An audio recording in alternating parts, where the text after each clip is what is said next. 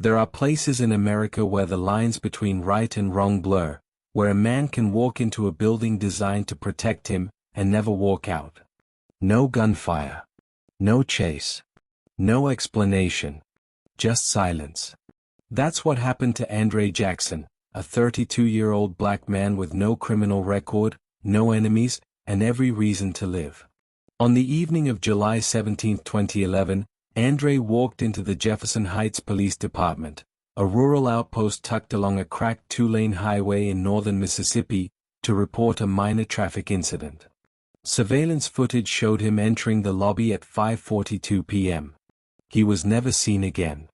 Not on video. Not by the officers on duty. Not by his family. Not by the world. 4 years, the department insisted Andre left through a side exit. They claimed the footage had been accidentally deleted, the logs misplaced, the memory of the officers uncertain.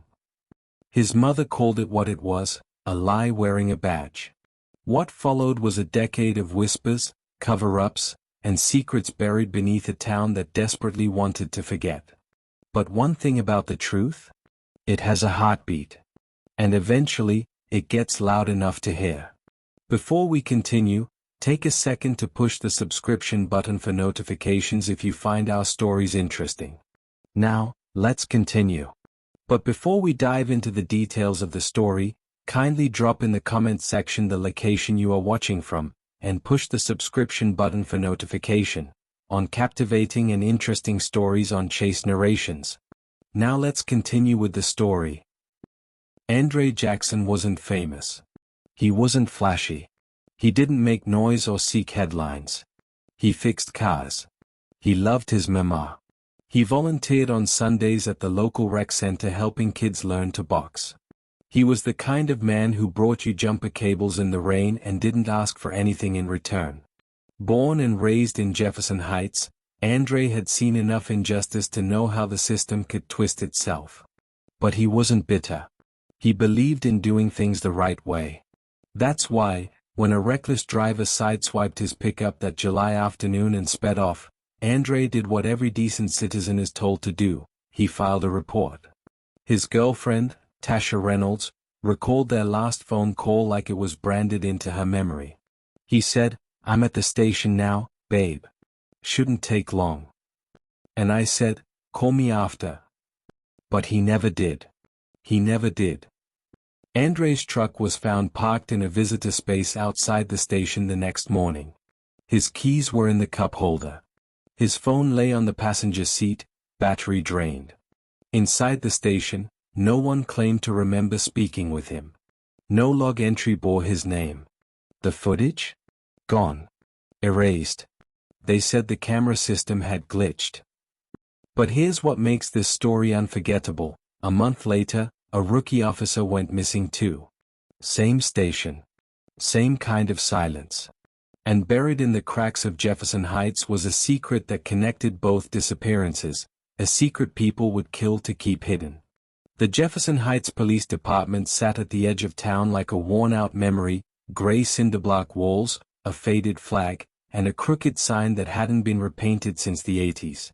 Inside, it smelled like burnt coffee, cheap bleach, and something colder, something harder to name.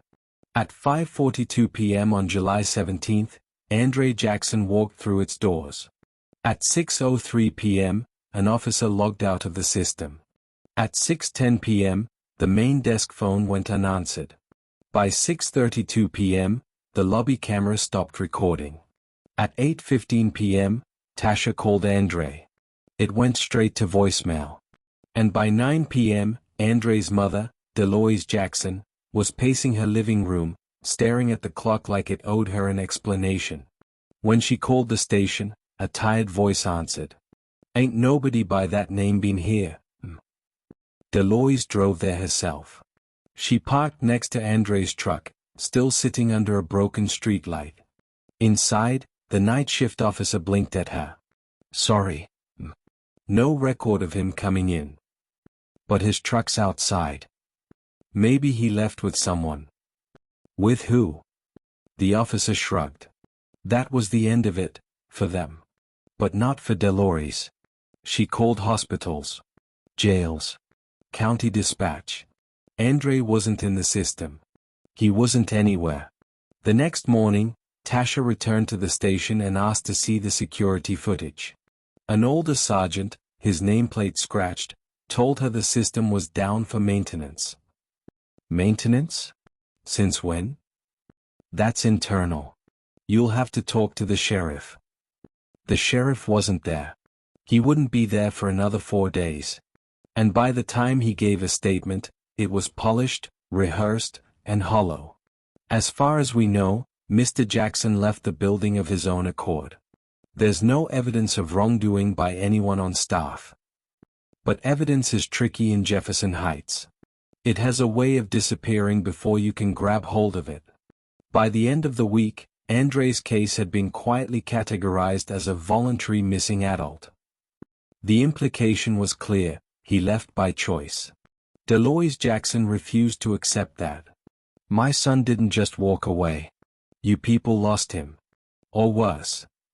Word started to spread. But only in whispers. People in town knew not to ask too many questions, especially not about the station. Because Jefferson Heights had a long memory. And a short fuse. Officer Ellis Monroe was 24, newly badged, and eager to prove himself. Born 2 counties over, he had transferred to Jefferson Heights after a stint as a campus safety officer at a community college. He didn't have family here. He didn't have baggage. But what he did have was a conscience, and that made him dangerous. Ellis first heard the name Andre Jackson while eating cold pizza in the station break room. 2 senior officers were talking in low voices, just loud enough for Ellis to catch fragments. She's still coming around every damn day. Told her, he probably ran off with some woman. You saw what was in that red file, right? Don't bring that up here. Not in front of the kid. Ellis wasn't stupid. He knew when to stay quiet. But the words stuck to him like burrs: red file. Still coming around. Ran off. 2 nights later, he stayed late, pretending to do paperwork. The station quieted. Phone stopped ringing. Footsteps slowed. At 11:14 p.m., he stood in front of the filing cabinet with a dull key he'd quietly copied the week before. Inside was a section marked Miscellaneous. Subdivided alphabetically. He flipped past traffic citations, incident reports, and outdated warrants. And then he saw it. File 18R. Red tab. No name. No case number. Just the date, July 17, 2011. He pulled it. The folder was thin, but damning. Inside were a few pages of handwritten notes. No signatures. No timestamps. Just short, clinical lines. The subject arrived at 1,740 hours. Escorted to holding for evaluation. Confidential discussion informant program. No further entry logged. Ellis froze. Holding? There's no record of that. Then came the final page, an internal memo, half blacked out with marker. One phrase was still visible. Do not pursue further. Coordination with external agency pending. Seal file unless subpoenaed. The rookie put everything back exactly as he found it. He knew better than to ask questions. But that night, for the first time, he dreamt of handcuffs he couldn't unlock. 3 weeks later, Officer Ellis Monroe went missing. His shift ended at 10 p.m. He never made it home. His cruiser was found parked by the county line, engine still warm, lights off. No blood. No signs of struggle. Just his badge, left neatly on the passenger seat. The department issued a brief statement. We are pursuing all leads. But internally, the case was buried, just like Andre's. Deloise Jackson heard about it from a grocery clerk. Tasha read about it in the back of a local blog, buried under weather updates. 2 men. Same town. Same silence. But now there was a connection. And someone, somewhere, was hiding more than just mistakes. They were hiding the truth. Grief is a quiet monster. It creeps into your bones when the phone doesn't ring, when the dinner goes cold, when the sun sets and your child still hasn't come home. Most people collapse under it. Deloise Jackson built a wall from it. She had been a nurse, a choir mother, and a caregiver to her aging mother before life hollowed out around her. But after Andre vanished, she took on a new title, activist. Not because she wanted it. Because no one else would carry the weight. She printed flyers with Andre's picture and taped them on every window in Jefferson Heights. She called the local papers every week until they stopped answering. She filed 3 FOIA requests. All denied. Ongoing investigation, they said. No public comment, they said. He's a grown man. Maybe he left, they said. Deloise knew better. Andre had always called. Always. Even when he was running late. Even when he was tired. He was dependable the way clocks are. So she drove. She knocked on doors. She visited the police station more times than anyone could count. Eventually, they stopped making eye contact when she entered. One morning, 10 months after Andre's disappearance, Deloise sat outside the precinct in a lawn chair with a handwritten sign. "Where is my son?" She sat there for 6 hours. Not a single officer spoke to her. A news van from Jackson County showed up late in the afternoon. A young reporter asked her if she had a statement. Deloise looked into the camera with eyes that hadn't wept in weeks. He walked into a building that's supposed to protect people. And he never came out. I want them to say his name. I want them to admit he was there. I'm not moving until someone tells me what happened. The story aired that night on local television. It got 100 shares. Then 1,000. Then 15,000. People outside Jefferson Heights began to ask questions. Deloise started getting letters from other families. Some of them black. Some of them poor. All of them ignored. One letter stood out. It came with no return address. Just a short message. He didn't leave. Look under the old records room. Basement never got cleared after the fire. That's where they hide what they don't want found. Deloise took the letter to the station the next day. The front desk officer wouldn't even take it. So she drove to WAPT Channel 16 in Jackson and handed it to the same reporter who'd covered her story. That reporter brought it to an independent investigative journalist named Marcus Bell. And that's when everything began to unravel. Because Marcus had covered cases like this before. He had seen how small-town systems protected themselves. And he knew one thing to be true. The closer you get to the truth, the more dangerous it becomes. Marcus Bell didn't scare easily. He had reported from war zones, uncovered corruption rings in 2 states, and once chased a crooked sheriff out of office with nothing but a MIC, a notebook, and a relentless sense of purpose. But there was something about Jefferson Heights that felt colder than war. It started with Deloise's letter. He read it 5 times in one sitting, then drove to Jefferson Heights the next day without notifying anyone, not his producer, not his partner, not even his editor. He called it gut instinct. His first stop was the public library. The building was small, underfunded, and smelled of mildew and old ambition. He combed the archives for any record of fires at the police department. And there it was, a brief article from 2007. Minor electrical fire damages basement storage room at JHPD. No injuries reported. Files moved to temporary location. Marcus made a note. No follow-up story. No inventory report. Next, he tried to obtain a layout of the department. Public records offered nothing. He filed a records request, but he knew that would go nowhere. So he walked into the police department lobby. The air felt stale. A lone fan hummed on a corner desk. The woman at the window greeted him with that tired, polite suspicion only small towns can perfect. "Can I help you?" "I'm here researching a story on missing persons. Particularly Andre Jackson." The woman froze for a split second. Then her tone shifted. "You'll need to contact the sheriff's office directly. We don't comment on ongoing investigations. Marcus smiled politely. Oh, of course. Just one more question. Do you still use the basement for file storage? She blinked, visibly thrown. No. That part of the building's been sealed off since the fire. Sealed off. It matched the letter. He stepped out of the station and called Delores. I believe you, he said. And I'm not walking away. Within a week, Marcus began speaking with locals, quietly. Off the record. Over church potlucks and coffee shop tables. Patterns emerged. As several officers had transferred out or retired early around 2011. A young woman who worked janitorial staff said she once saw a man matching Andre's description being escorted into the basement, on the same day he vanished. A former dispatcher confessed that tapes had been regularly overwritten on purpose when certain names were involved. It was all circumstantial. But it was building.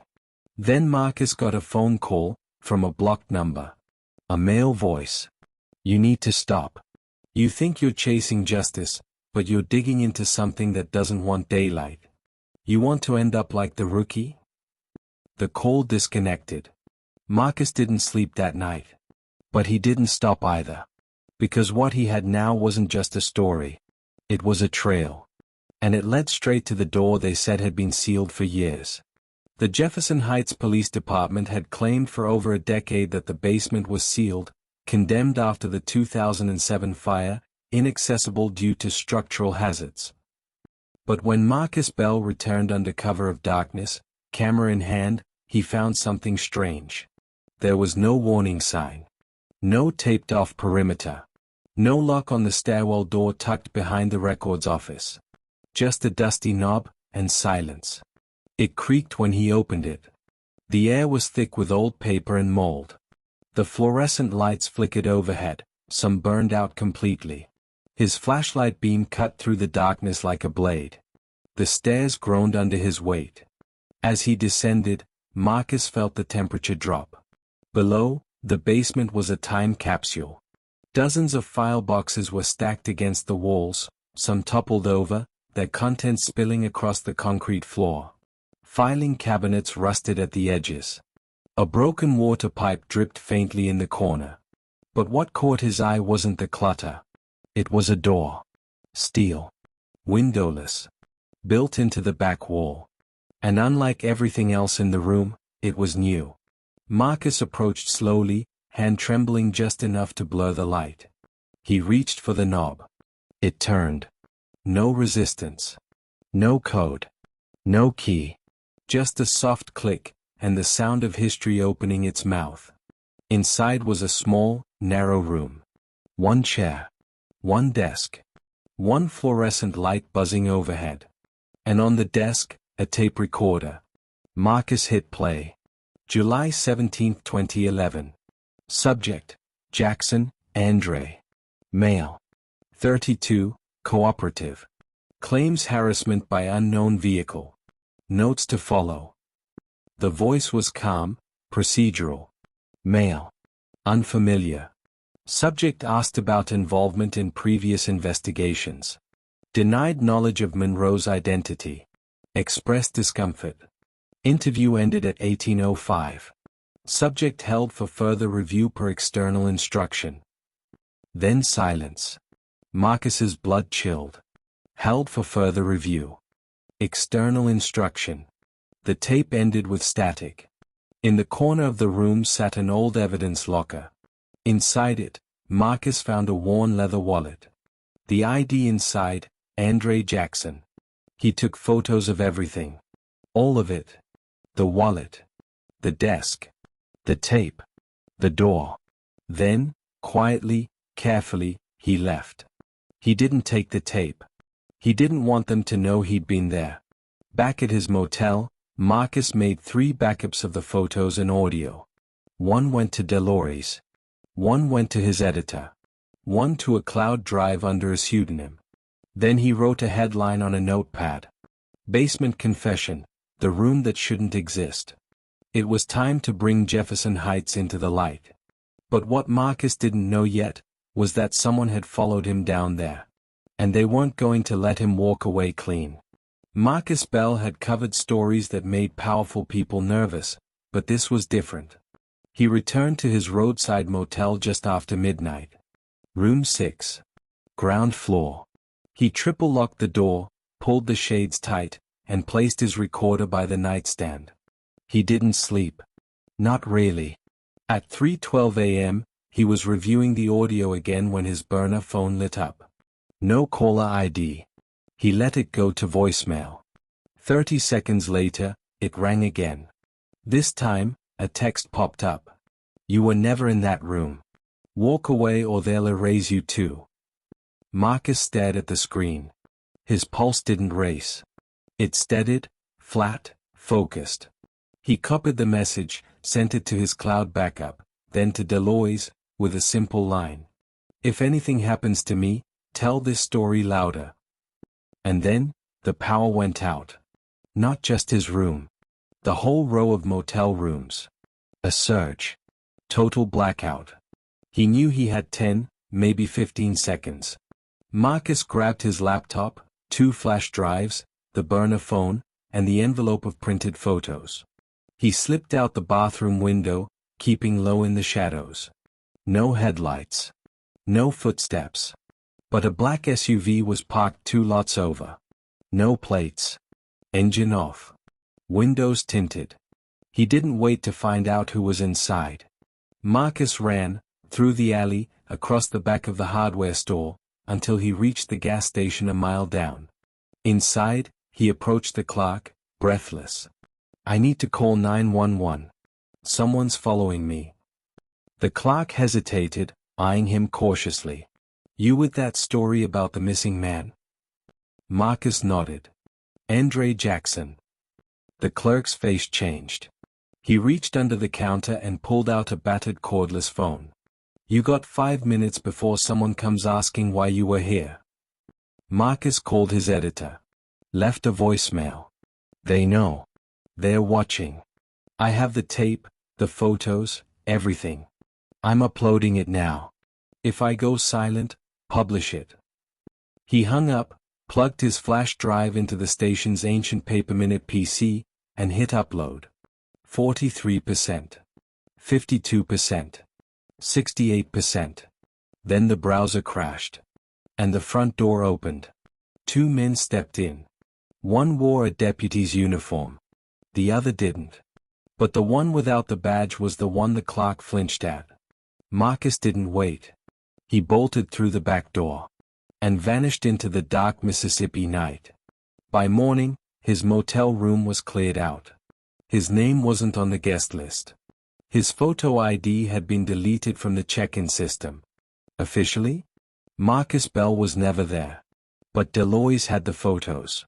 Tasha had the audio file. And someone, somewhere, was beginning to pay attention. Because erasing the man wouldn't erase the evidence. And now, the story was no longer Marcus Bell's to tell. It belonged to everyone who had ever disappeared. Sheriff Curtis Maddox had been in charge of the Jefferson Heights Police Department for nearly 20 years. A man with a square jaw, silver sideburns, and the kind of southern charm that could calm a crowd while crushing dissent. To the outside world, he was the picture of rural leadership, hosted barbecues, spoke at churches, shook hands at every town hall. But behind closed doors, Maddox ran Jefferson Heights like a kingdom. And everyone, officers, council members, even judges, knew one unspoken rule. You don't cross the sheriff. Because people who crossed Maddox? They didn't just lose their jobs. They disappeared. Marcus Bell had been digging. He wasn't the first. Before Marcus, there had been a local reporter named Yanel Kirkland, who tried to investigate missing juvenile records in 2014. She was found dead in her apartment. Ruled a suicide, though she told friends days before, I found something that's going to blow this place wide open. No investigation. No obituary in the local paper. Just silence. And now, with Marcus gone, Maddox felt safe again. The department released a vague statement about suspicious activity involving an out-of-town journalist. They claimed the man had a history of erratic behavior and left the area voluntarily. But what Maddox didn't expect was Deloise Jackson, or the packet she hand-delivered to the mayor's office 2 days later. Inside, printed screenshots of the photos Marcus had taken, transcripts of the tape, a copy of the anonymous letter, and a note written in Deloise's unmistakable script. "You covered up my son's disappearance. Now the world will uncover yours." That packet didn't stay in the mayor's hands for long.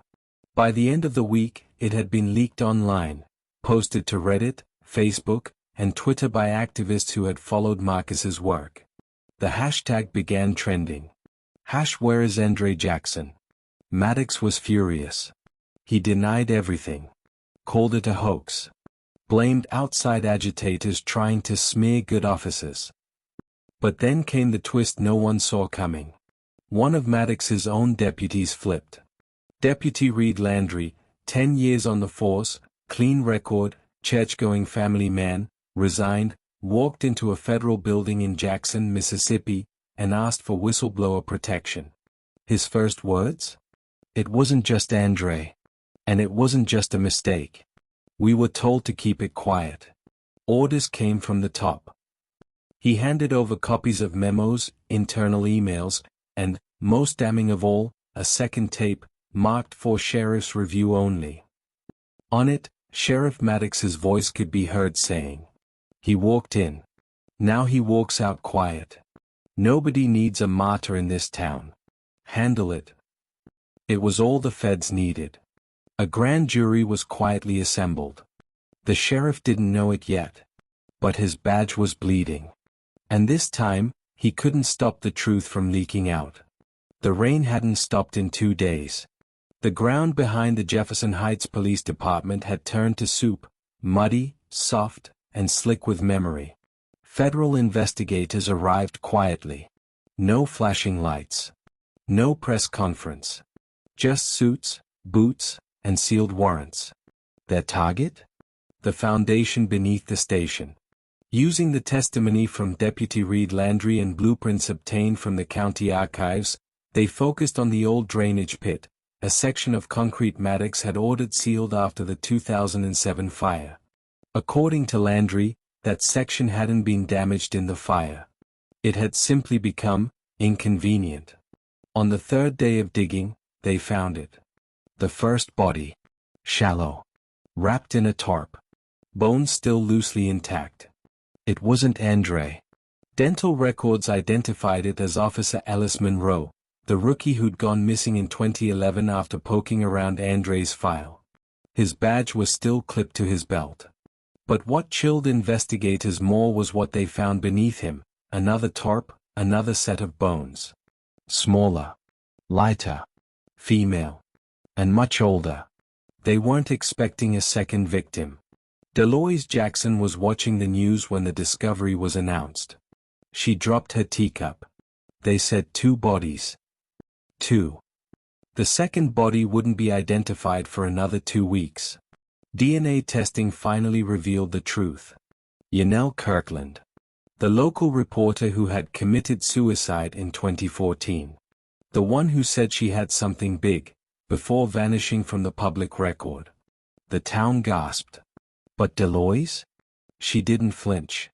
"They buried the people who spoke up," she said. "Now they're digging them back up." It wasn't just a cold case anymore. It was a cover-up spanning years. Journalists. Whistleblowers. Even their own. And it led straight back to Sheriff Curtis Maddox. When federal agents raided his property, they found burner phones, shredded documents, and surveillance files on at least 6 other names, people who'd either questioned department practices or filed complaints. One of the names? Andre Jackson. Deloise sat on her porch as agents swarmed the station where her son was last seen. She didn't speak. She didn't cry. She just held Andre's photo against her chest and whispered, "We're not done yet." Because they still hadn't found him. And Deloise wasn't going to rest until they did. The Jefferson Heights Police Department had always claimed it kept meticulous records. Every booking. Every piece of evidence. Every report, filed, logged, boxed, and stored in accordance with state regulations.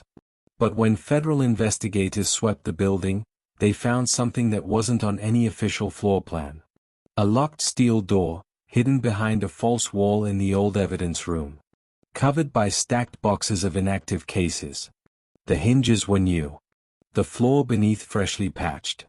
It wasn't just hidden, it was meant to never be found. Once opened, the air changed. Inside was a small, windowless room, maybe 12 feet by 12. Not temperature-controlled. No inventory logs. No surveillance. Just items. Lined along the wall were untagged bags, dusty bins, and manila folders without case numbers. And in the center, under a fluorescent bulb flickering like it, too, feared what it lit, was a box labeled Jackson 07A, Hold, Conf. Investigators opened it carefully.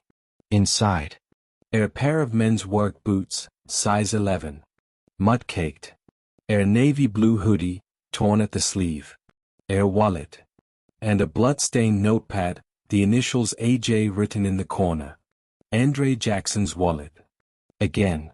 The same ID Marcus Bell had photographed in the basement locker, somehow, now found here, in this off-the-record vault. A DNA test would later confirm. The blood on the hoodie was Andre's. More alarming still, on the notepad were handwritten entries, shaky and rushed. They said I'd be safe. They don't want to report. This isn't protocol. Please tell Tasha I didn't just leave. It wasn't much. But it was proof. Andre had been alive, terrified, but alive, inside that station long enough to know something was wrong. And someone, somewhere inside that building, had tried to preserve his words. Or perhaps hide them where no one would ever look. Until now. When Deloise was shown the contents, her hands trembled. She stared at the hoodie, the notepad, the boots. He fought, she whispered. He didn't go quietly. That night, for the first time since Andre vanished, a candlelight vigil was held in front of the station. Hundreds came. Tasha spoke. Local pastors prayed. And Deloise stood silent, holding the blood-stained notepad like a relic. She wasn't looking for hope anymore. She was demanding accountability. Because with 2 bodies found and the feds breathing down every hallway, Jefferson Heights could no longer pretend it forgot Andre Jackson. Now, it had to answer for him. Before we continue, take a second to push the subscription button for notifications if you find our stories interesting. Now, let's continue. In every cover-up, there's always one person who saw more than they were supposed to, and lived long enough to regret it. In Jefferson Heights, that man was Wallace Wally Finch. Wally wasn't a cop. He wasn't a reporter or a whistleblower. He was a janitor, had been for nearly 20 years. Paid minimum wage, wore the same scuffed boots every day, and never asked questions. At least, not out loud. But Wally saw everything. He cleaned the holding cells, the basement, the old evidence room. He swept around deputies when they thought no one was listening. And he knew when something smelled worse than bleach. Wally had been on duty the night Andre Jackson disappeared. He had never told anyone. Not his wife. Not his pastor. Not even himself, not really. But after the vigil, something shifted. Wally watched Deloise Jackson from across the crowd, watched her stand still while everyone else cried. She wasn't mourning. She was waiting for someone to do the right thing. That night, Wally called the DOJ tip line. He didn't give his name. But the message was clear. You're digging in the wrong place. Look at the records from the day after Andre came in. There was no cleaning log filed. That's because we weren't allowed in the basement. Sheriff said it was being fumigated. But I saw them carry something out wrapped in plastic. Something too heavy for one man. They didn't bury him right away. They moved him, twice. Ask about the sealed well out back. The one with the false grate. It ain't just rust in there. The message was flagged immediately. Within 24 hours, a federal team returned to the site, this time with ground-penetrating radar. They located a sealed shaft behind the building, disguised as a storm drain. When they opened it, the smell hit first. Inside, beneath layers of debris and wet soil, they found human remains. Dental records would take days, but everyone already knew. Andre Jackson had been there the whole time. Buried. Hidden. Forgotten. Until now. Deloise didn't cry when they told her. She nodded slowly. Then said, "Now say his name. Say it loud." Wally Finch was granted full immunity in exchange for his sworn testimony. For the first time in 12 years, he told the truth under oath. Sheriff Maddox gave the order. Andre walked in calm. Left scared. And then he didn't leave at all. It wasn't just corruption. It was murder. And now, it was federal. The morning the indictment dropped, the courthouse in Jackson, Mississippi, looked like it had never seen daylight before. Satellite trucks lined the streets. National anchors adjusted their ties. Protesters held signs. And inside the federal building, a U.S. attorney with a voice like steel read off a list of charges longer than some men's legacies. United States versus Curtis Maddox et al. Obstruction of justice. Tampering with evidence. Unlawful detention. Abuse of authority. A destruction of federal property. A civil rights violations resulting in death. A second-degree murder. 6 deputies were also indicted. 2 of them tried to run. 1 attempted suicide in a motel room outside Baton Rouge. All were brought in within 48 hours. But the weight of the indictment, the quake it sent across the South, wasn't in the charges themselves. It was in what they represented. For decades, families in forgotten towns across Mississippi, Alabama, and Louisiana had whispered the same stories. My brother disappeared after a traffic stop. My cousin never came back from a wellness check. My son walked into a station and was never seen again. Now, finally, one of those stories had a name, a face, and a reckoning. Andre Jackson. Deloise was seated in the front row during the press conference. She wore navy blue. She clutched her son's photo like armor. When a reporter asked if this brought her peace, she didn't blink. Peace comes when truth no longer has to hide in a basement. This indictment isn't just about my son. It's about every family who was told they were crazy, dramatic, or just plain wrong. We were never wrong. We were unheard. In the days that followed, more people stepped forward. More cold cases reopened. More names began to surface, some missing, some long buried. The media called it the Jefferson Heights Ripple. But Deloise had a different name for it. It's not a ripple. It's a storm. And justice is the rain. Sheriff Maddox was denied bail. His trial was set for federal court, under high security, with a jury pulled from outside the state. Meanwhile, Wally Finch's tape deposition was played across news stations nationwide. His final words echoed through living rooms and smartphones. "I thought staying quiet kept me safe. But it just kept them hidden." Jefferson Heights tried to move on. The department was placed under federal oversight. A new chief was appointed from outside the county. The basement was sealed, for real this time. But scars don't fade easily. And Deloise Jackson? She had one more promise to keep. They will say his name in the courtroom. But I'll say it everywhere else. The United States versus Curtis Maddox was more than a criminal trial. It was a confrontation between truth and silence, between a mother's grief and a system that had called her delusional for over a decade. Held in a federal courtroom in Jackson, the trial began on a humid Monday morning. The courtroom was packed: press, activists, students, grieving families from other towns. They came not just to witness justice, but to make sure it wasn't buried again. At the prosecution table sat Deloise Jackson, stoic and unflinching. At the defense table, Curtis Maddox, pale, jaw tight, his badge no longer on his chest but on every piece of evidence held against him. The prosecution's case was relentless. First, they played the audio recording from Marcus Bell, the tape recovered in the hidden basement room. The jury heard the voice of an unidentified officer say Andre had been detained for evaluation, then held under external instruction. Then came Wally Finch, escorted under protection, his voice shaking as he described the night of July 17, 2011. He was scared. I saw it on his face. He asked what he was being held for. No one answered. Then Maddox showed up and told us all to clear out. Next came Deputy Reed Landry, the man who had flipped. He provided internal memos, proof of deleted surveillance footage, and the chilling directive written on a post-it note in Maddox's own hand. No logs. No leaks. No body, no case. The courtroom fell silent. But the defense fought back. They tried to paint Andre as paranoid, mentally unstable. They claimed he left on his own, that someone must have planted the wallet, the hoodie, the notepad. They called it a witch hunt, a media circus.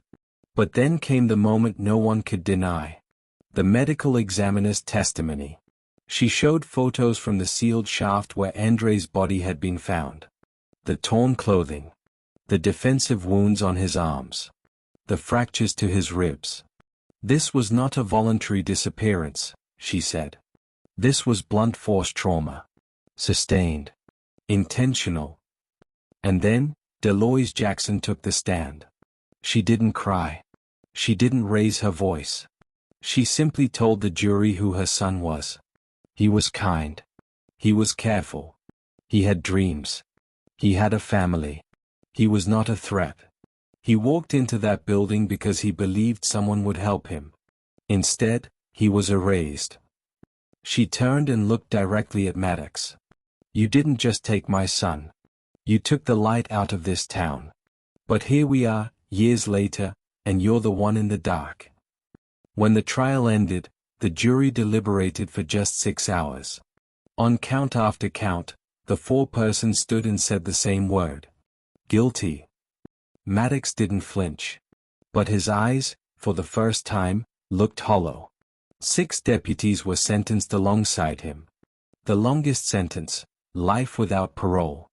The shortest, 18 years. But Deloise didn't measure justice in years. She measured it in names said aloud, in truth returned to daylight, in a town forced to remember what it tried to forget. As she stepped out of the courthouse, the reporters swarmed. Ms. Jackson, do you feel justice has been served? She paused, looked at the sky, and said, justice isn't a verdict. It's what you do with the truth after it's spoken.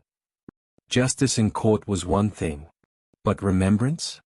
That was something the people of Jefferson Heights had never been good at, especially when the truth reflected back ugly.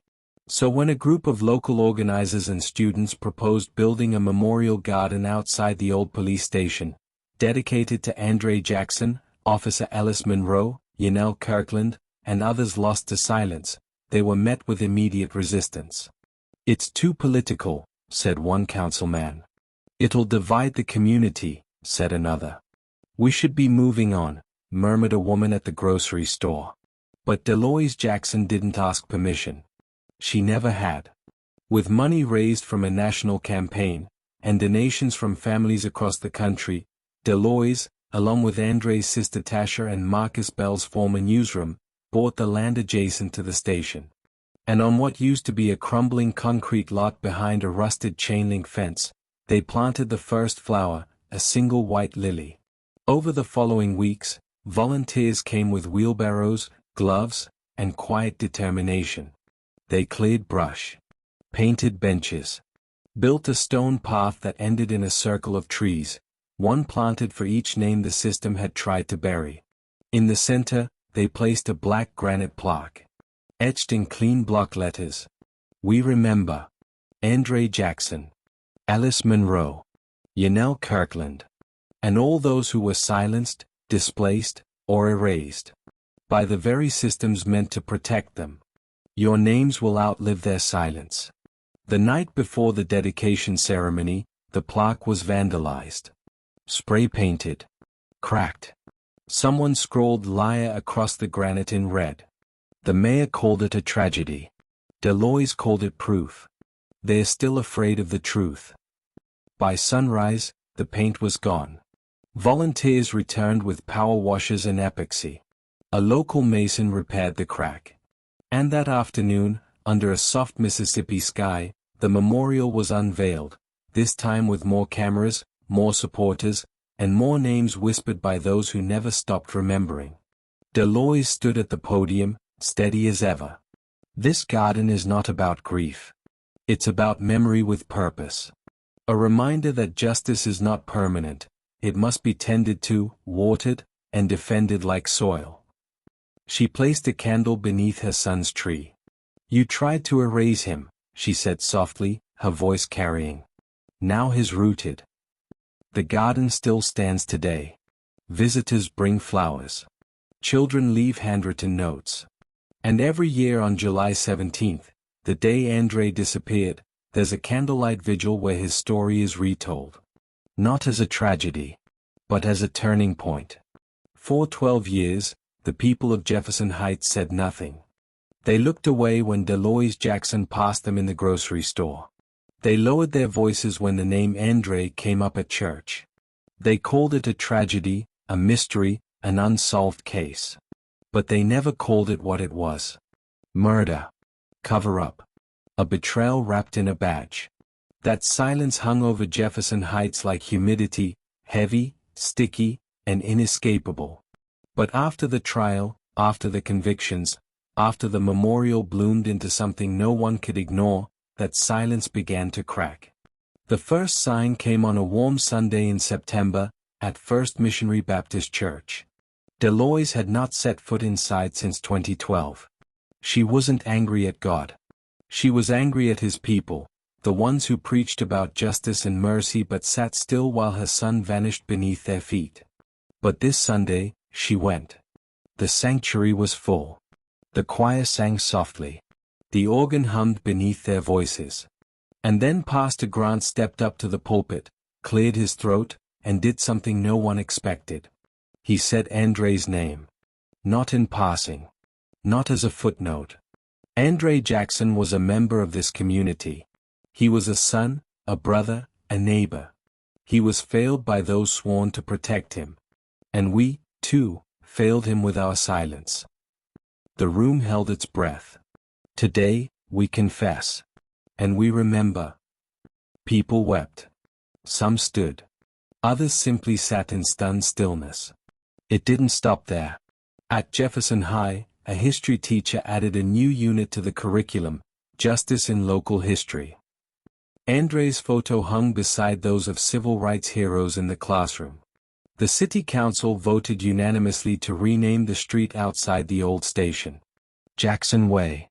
The mayor, once tight-lipped, now held a press conference where he publicly apologized to the Jackson family, and to every family who had ever been told their loss was an unfortunate misunderstanding. And one by one, businesses and neighbors began to do the smallest, hardest thing of all. They spoke. They said, "I remember Andre. He helped my kid change a tire. He was always kind to my mother at the pharmacy. I should have asked questions back then. I didn't. I'm sorry." It wasn't a flood of redemption. It was a slow, quiet cleansing rain. And while it could never undo what had been done, it proved one thing. Memory could be reclaimed. Even in a town built on forgetting. And for Deloise, that mattered. One night, she stood at the memorial garden, listening to the wind rustle through the trees planted for the lost. She heard someone whisper behind her. "Andre." She turned. It was a boy, maybe 16. Holding a candle. Head bowed. And in that moment, she understood something vital. Justice wasn't only in the courtroom. It was in the echo of a name finally spoken, loud, clear, and without fear. Marcus Bell was never found. After the night he vanished from the Jefferson Heights motel, all that remained was a scattered trail of evidence, the files he sent, the burner phone he used, the photos he captured in the basement. For months, there was speculation. Some said he fled. Others whispered darker things. But those closest to Marcus knew better. He didn't run. He went silent because someone made him. Still, his work lived on. It was used in the indictment. It sparked movements. It resurrected names from the dirt. And yet, Deloise always believed he had more to say. And she was right. 6 months after the trial, Tasha Jackson received a package. No return address. No stamps. Just her name, scrawled in tight handwriting across a padded envelope. Inside was a flash drive, and a handwritten letter. The note was dated 3 days before Marcus disappeared. If you're reading this, it means I couldn't finish what I started. But that doesn't mean it ends with me. This story never belonged to me, it belonged to Andre. And Ellis. And Yanel. And every name we never learned. I've attached the final version of my report. Not the one the papers wanted, the one I was afraid to publish. The full truth, unedited. There are things in there I didn't have time to verify, but they fit the pattern. They might lead you to others. Tasha, I followed this case because of your brother. But I stayed because of you and your mother. You made me believe that stories can survive bullets, silence, and buried rooms. Tell it how it should be told. Not clean. Not polished. But real. It was signed simply. Marcus. Tasha read the letter twice before plugging in the drive. On it was a 113-page document. Timestamps. Interviews. Photos. Names of other families in other towns. A blueprint for something bigger than Jefferson Heights. A national web of disappearances tied to local law enforcement abuse and manipulation of records. Marcus had found patterns, not just in Mississippi, but in Alabama, Georgia, and Louisiana. All small towns. All with cases where young black men had disappeared after entering custody. No alerts. No inquiries. Just silence. Tasha sat at her laptop until dawn, combing through his notes.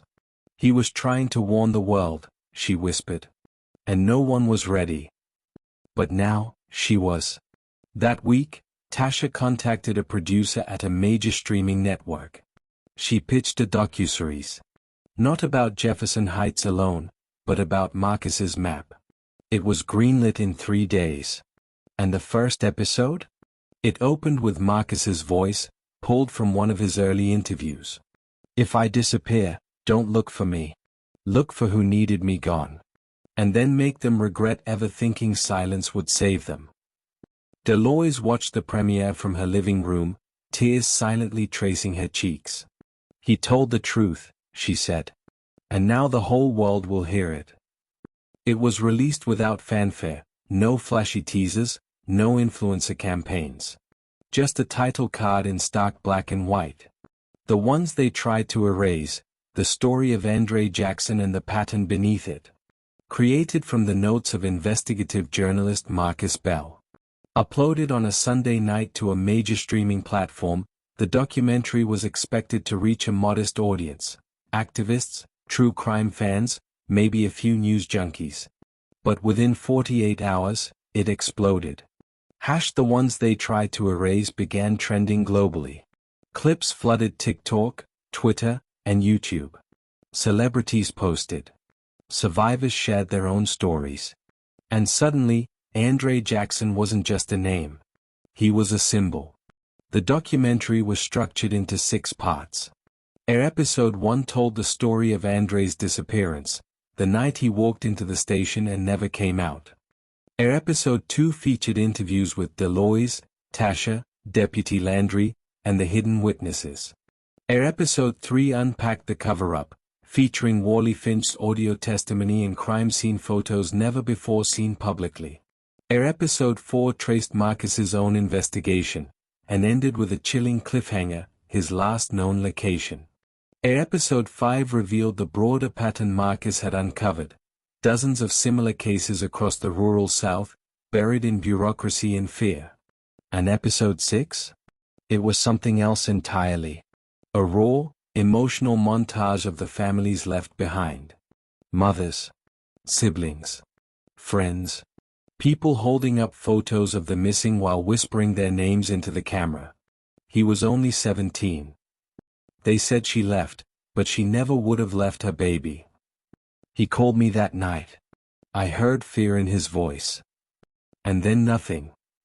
Nothing. Tasha's narration closed the series. This isn't just about one boy, or one station, or one town. This is about what happens when silence becomes policy. When justice has a badge, and disappearance has a file folder. The world responded. Within a week. The documentary became the most watched in platform history. The Department of Justice received over 700 calls from families referencing similar disappearances. Civil rights groups called for a federal commission to investigate patterns of misconduct in rural police departments. 3 new cold cases were reopened, 2 of them linked to names found in Marcus's files. But the most unforgettable moment came during a live-stream town hall in Jefferson Heights, where Tasha spoke directly to the world. Andre didn't die because of a broken system. He died because the system worked exactly as it was designed, for some to disappear, and for others to never be questioned. But we questioned. We remembered. And we spoke. She held up a framed photo of Marcus, then of Andre. They tried to erase these faces. Now they're on every screen. The crowd stood. Millions watched. And somewhere, in living rooms, in classrooms, in city halls across America, people began asking harder questions. About the stories we don't hear. About the voices we don't believe. About the disappearances we call accidents. And one by one, truth started crawling back from the places it had been hidden. The documentary hadn't just opened eyes. It shattered decades of silence that had blanketed rural counties across the South like thick morning fog. Within days of its release, phones at the Department of Justice lit up non-stop. Emails poured into tip lines. Local offices in Alabama, Georgia, Arkansas, and Louisiana received handwritten letters from aging parents, childhood friends, pastors, even retired officers, all sharing variations of the same words. I think what happened in Jefferson Heights happened here too. The DOJ formed a rapid response task force. Its focus, identifying and cross-referencing suspicious disappearances from police custody between 1995 and 2018, cases previously dismissed as voluntary runaways, overdoses, or lack of probable cause. By the second month, the task force was reviewing 48 cold cases in 11 counties. By the third month, that number had nearly tripled. And it all pointed to a terrifying pattern. Coordinated practices of suppression, falsified logs, and internal disposal protocols used by certain rogue departments to silence perceived threats, whistleblowers, victims of misconduct, and black men who had filed complaints. The case that reignited the national headlines was that of Tyrone West, a 22-year-old who disappeared from Choctaw County, Alabama, in 2009. He'd gone into the sheriff's office to report racial harassment by 2 deputies.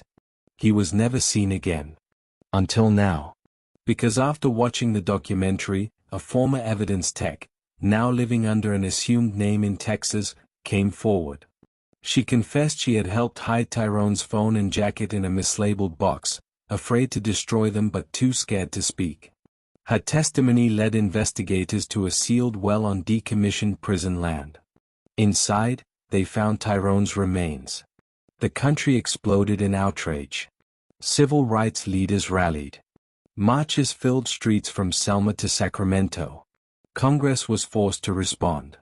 A federal bill, the Jackson-Bell Transparency Act, was introduced, requiring all local departments to report deaths in custody within 24 hours and mandating external audits of missing persons cases involving law enforcement. The bill passed the House in a landslide. But back in Jefferson Heights, Deloise Jackson watched it all with quiet resolve. She received letters from families she'd never met. One woman from Louisiana wrote, "I never had the strength to ask what really happened to my son. But because of Andre, I did. And now I know. Thank you." Deloise folded the letter and tucked it into a box labeled Andre's Legacy. Inside were dozens more. Cards. Photos. News clippings. Proof that her son's story was now so much bigger than one station, one sheriff, or one town. And when a CNN anchor asked her if she felt justice had finally been served, Deloise smiled, softly, solemnly. No. Justice isn't served. It's demanded. It's worked for. It's passed down like a seed. And now it's growing across every county line they thought would never cross. She stood in the memorial garden later that day, surrounded by families holding candles for names still missing. Some of those names, finally, had case numbers again. And above the treetops, the wind whispered softly. Not forgotten. Not anymore. It started with a researcher. Lena Brooks, a 31-year-old grad student from Tulane University, was deep into her thesis on racial disparities in mid-2000s law enforcement policies when she stumbled onto something strange at the Mississippi State Archives. She had pulled a collection of microfilm rolls documenting Jefferson Heights police activity between 2010 and 2013, hoping to better understand the climate in which Andre Jackson disappeared. Most files were mundane: arrest logs, traffic citations, budget reports. But one roll was marked incorrectly, labeled 2011 Special Event Permits. Inside wasn't permits. It was something else. An internal memo chain. Stamped confidential. Marked with a symbol Lena didn't recognize, a red X through a sheriff's star. The memos referenced a subgroup task protocol used only under internal security emergencies, and signed by someone listed only as M. One memo stood out. Target has entered precinct voluntarily. Proceed with Phase 2. All logbooks paused. Cell 3 reassigned. No digital trail authorized. Duration, 72 hours maximum. Condition, disposable. At the bottom, a code. JHAXX 2011-07. Lena's breath caught in her throat. JH. Andre Jackson. July 2011. She knew what she was looking at wasn't just about one man. She took photos. She backed up the film digitally. She cross-checked state-level access logs, and found that this reel had never been catalogued. It had sat in the wrong drawer for over a decade, possibly intentionally misfiled. She took the findings to the DOJ task force. Within hours, they verified it. The memo confirmed what everyone had long suspected. Andre's death wasn't a tragic mistake or spontaneous act. It was policy. Internal. Pre-planned. What had been hinted at in Marcus's files, whispered in depositions, and speculated in the press now had a smoking gun. The implications were staggering. Because if Jefferson Heights had a protocol for undocumented containment, other counties might have used it too. The red X signature, once an anomaly, was now seen as a symbol of silence, used to flag cases meant to vanish. A second search of the archives revealed 3 more rolls with similar labels, each tied to jurisdictions now under federal investigation. By the end of the week, the Justice Department announced the formation of a new Truth in Custody Commission. Its mission: review all in-custody disappearances flagged with irregular reporting. Subpoena internal communications from departments using the Red X protocol. Interview surviving officials linked to JHAXX programs. And in the center of it all stood a single, haunting page, Andre's memo, now blown up, printed, and displayed in a federal oversight hearing. Deloise Jackson sat quietly in the chamber gallery that day. She didn't cry. She didn't speak. She just held her son's photo while the country stared at the proof of what it had long tried not to see. No digital trail authorized. Duration, 72 hours max. Condition, disposable. They had tried to erase him with policy. But now, his name was in the national record. Filed. Preserved. And permanent. The chamber was still. Rows of elected officials sat in stiff suits under bright lights, camera lenses capturing every blink. Reporters lined the back wall. The moment had been building for years, not just through courtrooms and documentaries, not just in gardens or vigils, but in the hearts of everyone who had ever waited too long to be heard. At the center podium stood Congresswoman Althea Rowe, herself once a civil rights attorney from Birmingham. A voice sharp as a blade, steady as a prayer. In her hands, a stack of papers.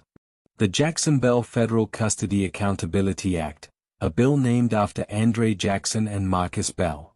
It called for a mandatory reporting and body cam usage during all in-custody interactions. An independent agency to investigate deaths and disappearances involving law enforcement. Federal penalties for suppression of custody records. Reparative funds for families of confirmed cover-ups. But before she read its contents, Congresswoman Rowe paused. She looked around the room. Then, into the cameras. Let the record show that this is not just legislation. This is remembrance. This is redress. This is reckoning. She placed one photo on the podium, Andre Jackson's high school senior picture. His smile, quiet, reserved, but full of light. On July 17, 2011, a 19-year-old young man named Andre Jackson walked into a police station in Jefferson Heights, Mississippi, seeking help. He never walked out. For 12 years, his mother, Deloise, begged for answers. For 12 years, this country failed her. But today, we remember his name here, in this room of power, where too many names have been forgotten. Today, we commit to saying them. All of them. She began to read. Andre Jackson. Alice Monroe. Yanel Kirkland. Tyrone West. Devin Green. Kalisha Bryant. Marcus Bell. The names echoed through the chamber like church bells. Some representatives bowed their heads. Others wiped tears. A few walked out. But most stayed. And they listened.